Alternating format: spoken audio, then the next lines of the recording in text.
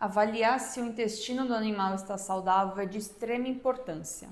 Até para a gente conseguir avaliar como está o emocional desse bichinho, já que eles não falam, né? Mas vocês devem estar se perguntando, e o que o intestino vai ter a ver com a parte emocional? Isso é possível a gente ver essa relação por conta do eixo intestino-cérebro.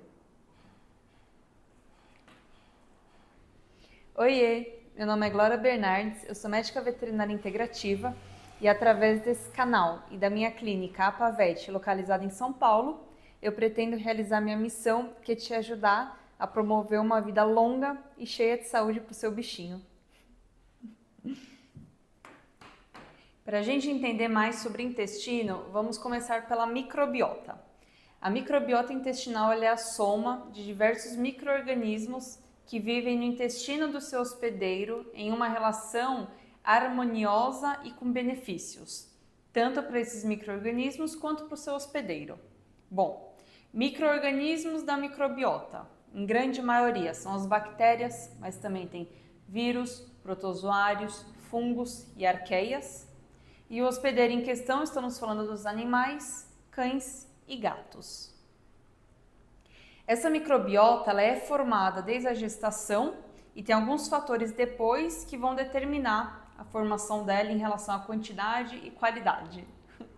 Então, como esse animal nasceu, se foi de parto natural ou cesárea, onde o parto natural traz mais benefícios em colonização de microbiota, porque o animal passa pelo canal vaginal da mãe, quanto tempo esse animal tomou de leite materno e qual foi a sua alimentação pós-desmame.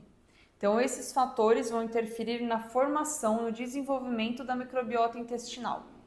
Mas depois, no decorrer da vida, na vida adulta, o estilo de vida e os hábitos desse animal também vão interferir de maneira positiva ou negativa em sua microbiota intestinal.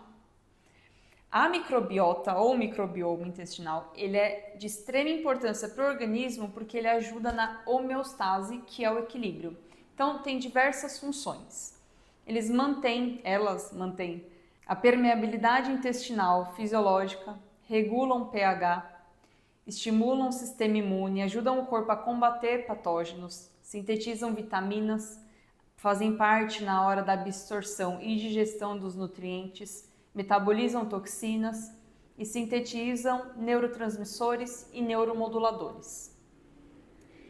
Eu vou puxar o gancho dessa síntese, dessa produção de neurotransmissores para a gente começar a entender a relação intestino-cérebro.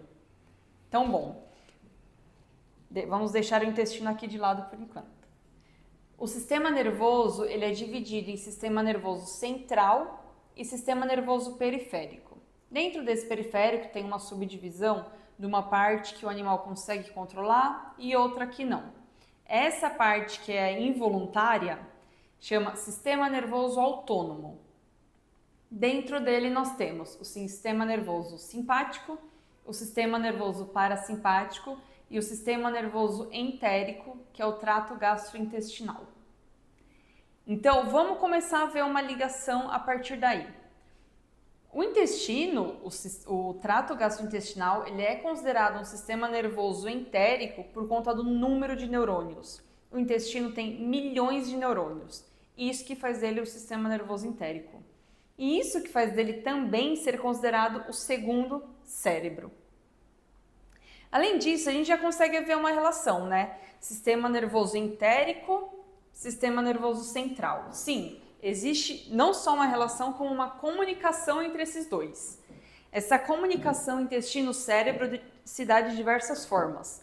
Por neurônios e neurotransmissores, pelo sistema imune, através da liberação de citocinas, né, produção de citocinas, pelo nervo vago e pelo eixo endócrino, hipotálamo, hipófise, adrenal.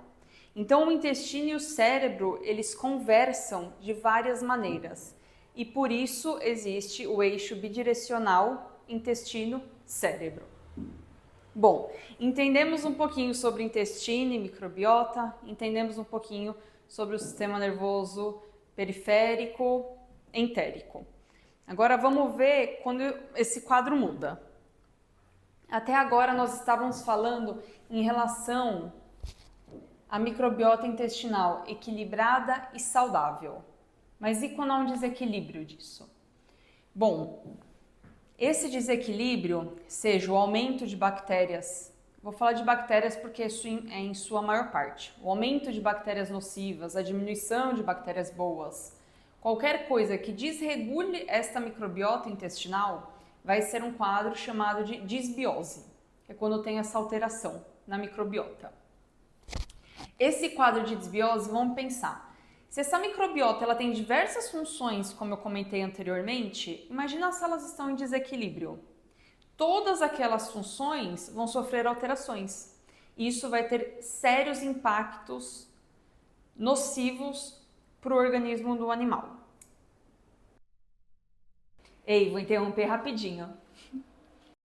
Essa é a minha clínica Apavete. Ela está localizada em São Paulo, no bairro Pinheiros. E é aqui que eu atendo meus pacientes, colocando em prática tudo isso de conteúdo que vocês vão assistir aqui no meu canal. Inclusive, você ficou com vontade de que o seu animal passe em uma consulta comigo? Então entra no Instagram da Apavete e nos mande uma mensagem. Eu vou adorar receber vocês aqui. Pronto, era só isso. Podem continuar. Agora eu vou querer falar sobre esses impactos nocivos, mas eu quero enfatizar que é o seguinte. Nesse vídeo eu quero trazer para vocês o eixo intestino-cérebro, o quadro de disbiose e como isso afeta esse eixo num ponto que resulta no emocional. Então, é claro que a disbiose vai ter diversas alterações, vai causar diversas alterações no corpo, mas eu vou focar no eixo intestino-cérebro e no emocional. Então, vamos lá. Nós começamos falando que uma das funções, né, dessa microbiota saudável é manter a permeabilidade intestinal, fisiológica. Em um quadro de disbiose, o aumento dessas bactérias nocivas vai fazer essa permeabilidade ir por água abaixo, quase que literalmente.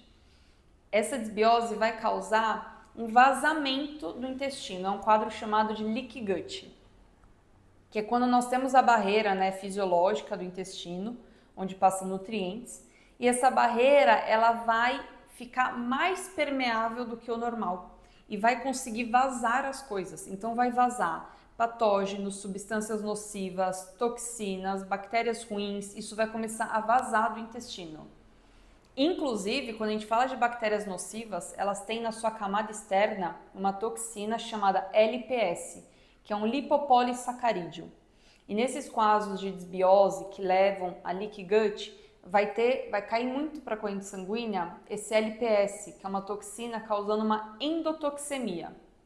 Isso, além de ativar o sistema imune e estresse oxidativo, também está associado a quadros de doença de Alzheimer. Então, doença de Alzheimer está relacionado a aumento de LPS. Outro ponto. Nós falamos que uma microbiota saudável, em equilíbrio, ela estimula o sistema imunológico, quando ela está equilibrada. Em um quadro onde eu tenho desequilíbrio dessa microbiota, eu vou ter muito estímulo do sistema imune. Então, a disbiose vai ativar muito o sistema imune e isso vai causar a liberação excessiva de citocinas pró-inflamatórias, que, novamente, além delas inflamarem e causarem estresse oxidativo, a gente vai falar de duas em especial. A citocina pró-inflamatória interleucina 6 e fator de necrose tumoral estão diretamente associadas a quadros de transtorno de ansiedade e depressão. Outro ponto, nós comentamos quando a gente falava da comunicação entre intestino e cérebro sobre o eixo hormonal, que se chama hipotálamo, hipófise, adrenal.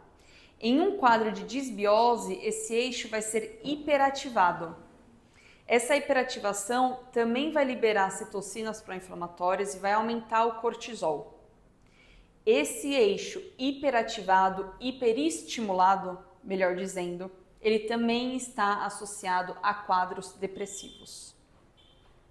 Agora eu quero falar em relação a neurotransmissores, mas eu quero novamente dar ênfase de que este vídeo é puxando para uma parte emocional. Então eu vou falar sobre os neurotransmissores que o sistema nervoso entérico sintetiza, vou citá-los e vou citar junto uma questão emocional, já que é o foco do nosso vídeo.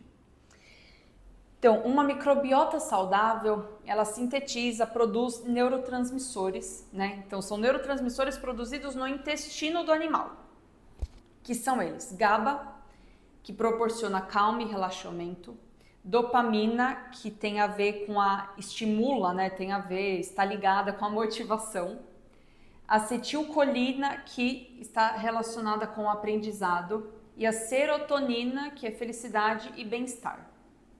Vamos focar na serotonina, porque olha isso.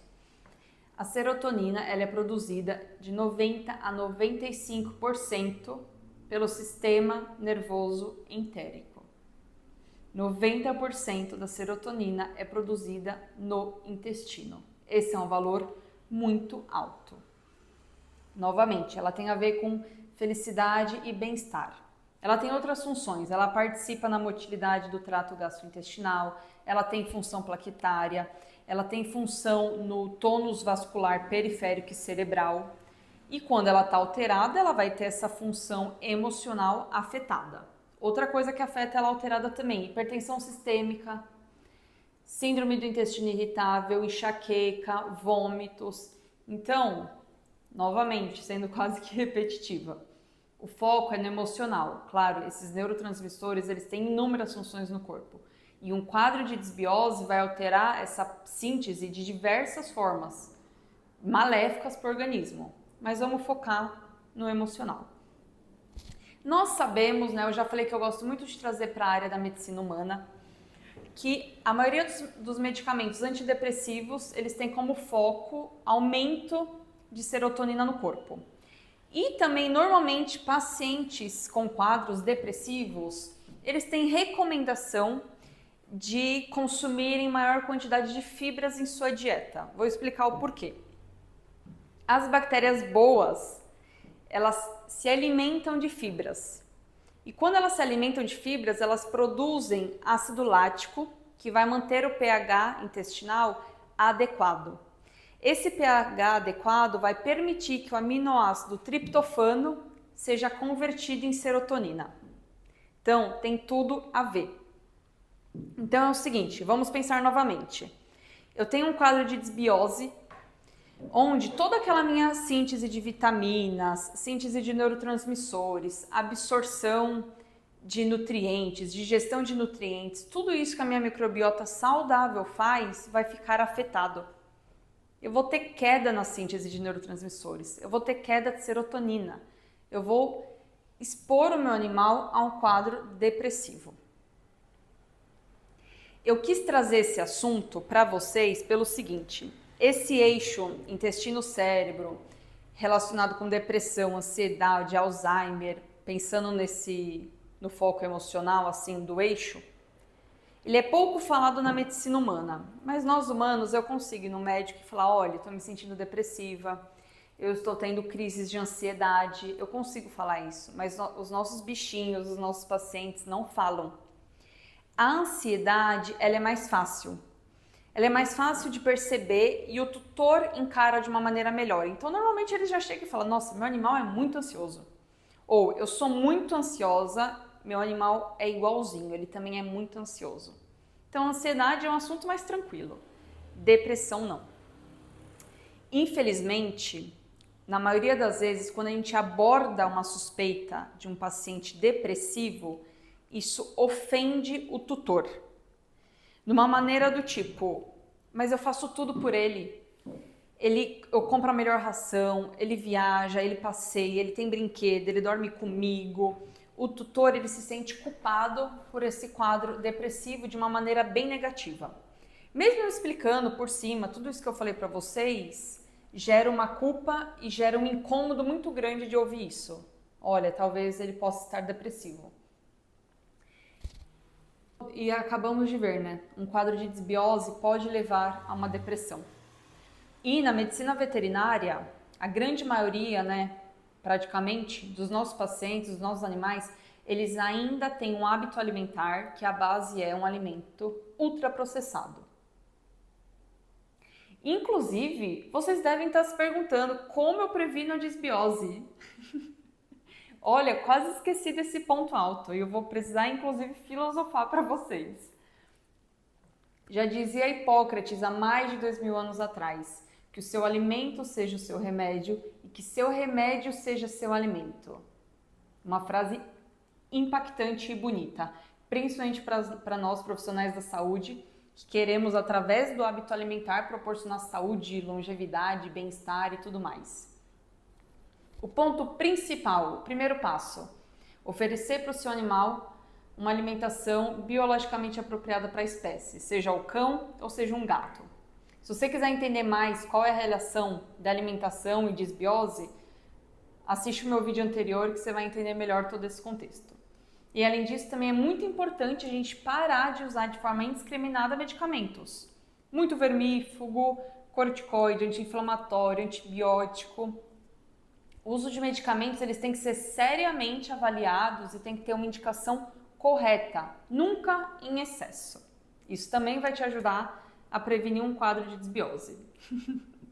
Mas então, voltando, eu quis trazer esse assunto porque dentro da medicina integrativa a gente vai ter o olhar por completo do animal, inclusive a parte emocional. E olha só isso, né? Uma alteração intestinal pode estar afetando tanto o emocional. E isso tem que ser divulgado, tem que ser falado. As pessoas precisam ter conhecimento exatamente para a gente poder conversar sobre um possível quadro de depressão num cão ou num gato, sem que isso incomode, né? Levando a sério mesmo, porque olha isso, tudo que pode estar acontecendo com esse animal. Quase esqueci de falar da prevenção, vocês iam me matar. Mas é isso, gente. E mais uma vez relembrando, a disbiose ela causa diversos malefícios para o organismo. Serão assuntos de próximos vídeos. Temos também o eixo intestino-pele. A disbiose afeta fígado, afeta a parte endócrina, metabólica. Então é assim, é muita coisa de informação para a gente poder conversar. Hoje o foco era esse, até para a gente falar um pouco sobre o emocional dos animais, que é um assunto que precisa ser falado, que dentro da integrativa ele é falado, ele é avaliado, né, ele é levado em consideração.